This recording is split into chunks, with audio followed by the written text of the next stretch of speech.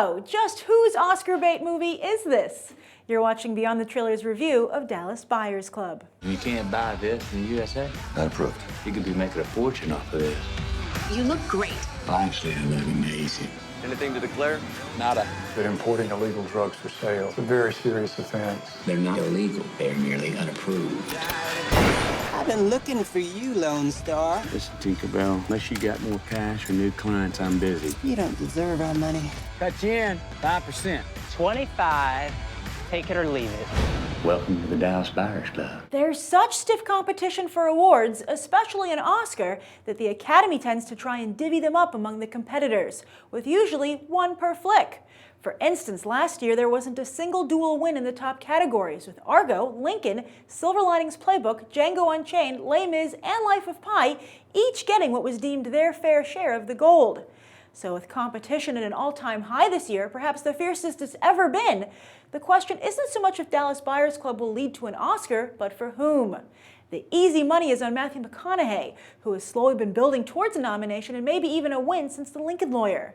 2011 was a big year for McConaughey as he put his shirt back on and showed he could act, damn it, with not just The Lincoln Lawyer, but also Bernie and Killer Joe. And in 2012, he further proved himself with The Paperboy and Magic Mike, where, like co-star Channing Tatum, embraced his former image in an effort to put it behind him. It's harder to laugh at someone when they're laughing, too. Then this year, partially thanks to his stellar turns in those other films, he's got Mud, The Wolf of Wall Street, and Dallas Buyers Club.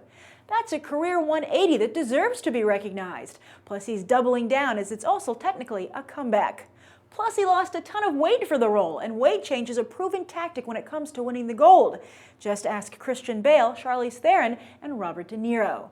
But wait a minute, looks like Jared Leto has lost a lot of weight as well for Dallas Buyers Club, and he's swung both ways on the scale, having already gained a significant amount of weight to play John Lennon's killer Mark David Chapman in Chapter 27. Here Leto plays a transgender woman named Rayon, and critics have been blown away by how he disappears into the role. And yes, Dallas Buyers Club's two chameleon stars are the flick's best chances for awards nominations, yet Canadian director Jean-Marc Vallée is also a contender. His films have dominated the Genie Awards, Canada's Oscars, numerous times, and Vallée himself has won for Crazy for both directing and producing. Now, of course, Dallas Buyers Club could not get past the nomination stage at all due to this year's crowded race, and this is the political side of the film, and the business. Ironically, none of this Oscar talk has anything to do with how good the movie actually is.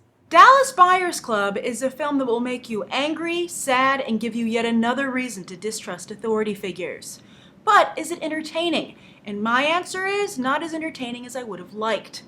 It turns out that Dallas Buyers Club is another typical Oscar message movie, and it has several important messages that it does a good job of getting across and that I think are important to be reminded of.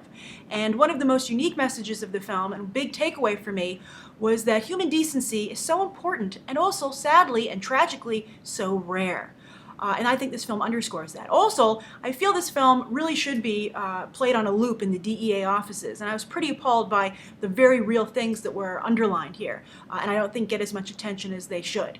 And of course, Matthew McConaughey and Jared Leto were really phenomenal, and their performances several times moved me to tears.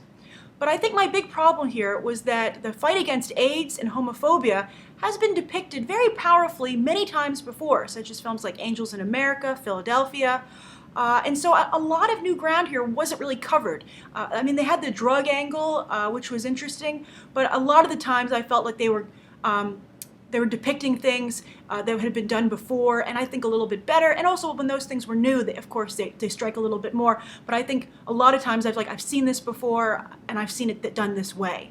So, Dallas Buyers Club is a good film.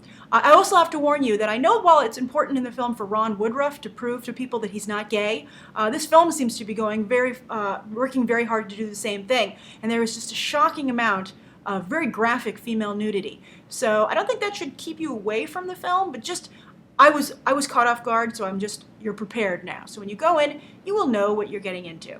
But I think that it should be seen, but my answer is at some point, not necessarily in theaters, because it goes, I believe it's released November 1st, And I think that at that point there will be a lot of other really good films that are worth your time because it's not only award season but a lot of blockbusters coming out. So I don't really know if Dallas Buyers Club is good enough to warrant your time and money in the theater. So that's my thoughts about the film. If you've seen it, write your own thoughts down below. And thank you for tuning in for my review, and I hope you'll check out these other episodes right now.